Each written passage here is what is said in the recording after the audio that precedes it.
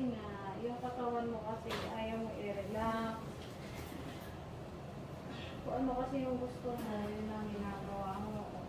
Pag nalaglag siya, sabugin pa kita. Ayaw mo ibuka. Paano lulusot ang bata? Hindi dyan ang hila. Hindi ka mawin na salita mo. Ano ba, hindi mo ba kaya? Kasi kung hindi mo kaya, lilipat na kita. Hindi kita mapapaanak ng ganyan trabaho mo. Ha? Ha? Sakit sobra.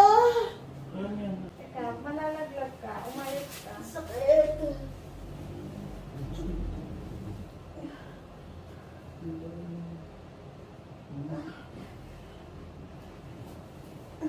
Hindi ka na kaya. Ano yung nanilawas mo?